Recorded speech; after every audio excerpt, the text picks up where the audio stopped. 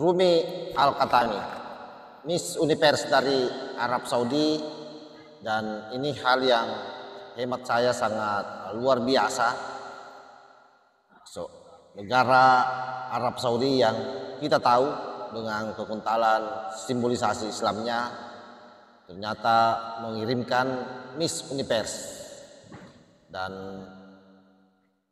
menjadi pertanyaan besar kita adalah kenapa ustaz-ustaz Wahabi di Indonesia yang selama ini mempersoalkan hal-hal sederhana, hal-hal kecil yang kadang-kadang puasa setengah hari anak kecil pun juga dipersoalkan, tetapi dia tidak berani menyoal kerajaan Arab Saudi yang mengirim Miss Univers. Dan kita tahu bahwa Miss Univers itu ada beberapa pose yang saya kira tidak usah saya panjang lebar menjelaskannya. Oleh karena itu, kita di sini tidak bermaksud membahas soal Miss Universe-nya, tapi yang kita persoalkan adalah ustaz-ustaz Wahabi Salafi yang getol selama ini menyoalkan hal-hal kecil, tradisi, khususnya yang dilakukan oleh kalangan Nahdien, itu dalam posisi ini tidak berani menyoal apa yang dilakukan oleh pemerintah Arab Saudi dengan berani mengirim sekali lagi Miss Universe. Assalamualaikum warahmatullahi wabarakatuh. Om Swastiastu, Namo Buddhaya, salam kebajikan. Kembali bersama 9 TV dari Betapan Titalobi Kabupaten Bumba.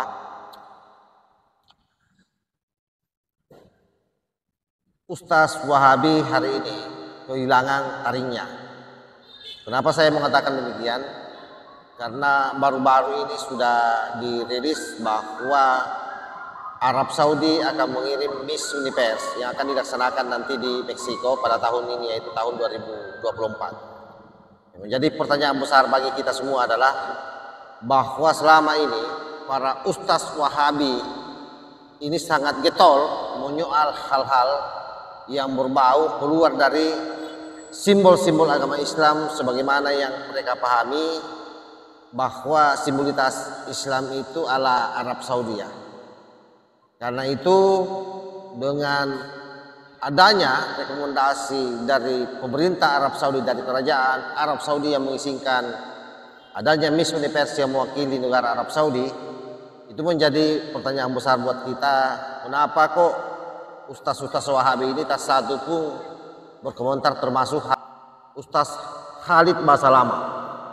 Nah, itu yang kita herankan, padahal selama ini puasa anak-anak saja yang setengah hari itu dia kritik, padahal kan sebenarnya itu adalah proses pembelajaran bagaimana membiasakan anak-anak kecil bisa tahan lapar, yang pada akhirnya nanti kalau tiba masanya dewasa kena wajib untuk berpuasa, dia bisa berpuasa dengan baik.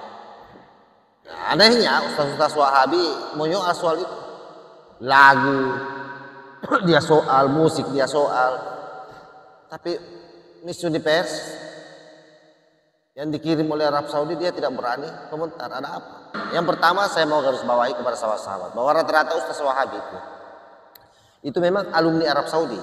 Jadi tentu dia akan sangat takut melakukan kritikan terhadap pemerintahan Arab Saudi, karena sekolahnya memang dibiayai oleh pemerintah Arab Saudi, dibiayai oleh Wahabi agar bagaimana ajaran-ajaran Wahabi ini bisa tersebar di seluruh dunia. Oleh karena itu memang ada program-program yang dilakukan oleh mereka untuk menternakkan ini dalam bentuk subsidi biaya pendidikan. Itulah kenapa ustaz-ustaz Wahabi yang ada di Indonesia ini, kalau kita menyimak ceramah-ceramahnya, itu tidak berani menentang yang namanya pemerintah, melawan yang namanya pemerintah. Jangankan melawan, mengkritisi saja tidak berani. Ya kenapa? Karena itu doktrin di Wahabi. Kalau kita di Indonesia kan betul bahwa tidak pernah kita diajar di NU untuk menumbangkan satu kekuasaan, tetapi untuk mengkritisi saya kira itu sah-sah saja. Nah, beda dengan Wahabi. Oleh karena itu terkonfirmasi kalau hari ini Wahabi buka soal adanya Miss Universe ini, yang saya kira akan luar biasa penampilan pose-posenya nanti kan. Ya tahulah, bahkan itu pakai baju bikini, baju renang yang hanya celana dalam dengan BH ya. Tapi mereka abstain di sini, abstain. Nah, kenapa demikian? Ya itu tadi, karena memang rata-rata ustaz Wahabi Salafi itu sekolahnya di Arab Saudi, jadi tidak akan mungkin mau melawan apa yang menjadi ketetapan daripada pemerintah Arab Saudi. Nah, sehingga memang kita di Indonesia ini harus cerdas. Kita ini punya kultur, kita ini punya budaya. Pakaian itu hanya budaya, pakaian itu kultur. Ya tentu yang namanya budaya dia harus kontekstual. Itu yang dilupakan oleh banyak orang yang belajar soal agama. Seolah-olah bahwa agama itu akan membuat dia terkurangkan, membuat dia tidak bebas mengekspresikan apa yang menjadi kebiasaan-kebiasaan lokalnya. Padahal kita tahu sendiri kalau kita analisa bagaimana proses islamisasi terjadi di Indonesia, budaya itu adalah merupakan penguatan bagi model-model keagamaan yang ada di Nusantara ini. Misalnya bagaimana budaya yang ada di Bali itu menguatkan agama Hindu Buddha, atau misalnya budaya yang ada di Indonesia secara umum ini menguatkan agama Islam.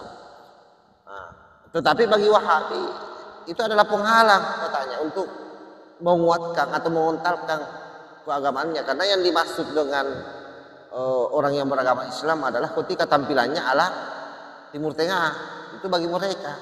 Nah, padahal sekali lagi bahwa itu hanya budaya. Sama misalnya soal Miss Universe ini. Ya kalau dia konsisten ya harusnya dia kritisi, tapi karena itulah, kalau dia konsisten maka bukan lagi Wahabi namanya. Mereka itu cenderung hanya akan memprotes hal-hal yang akan menyudutkan Arab Saudi atau yang bertolak belakang langsung dengan Arab Saudi. Saya kira seperti itu ya.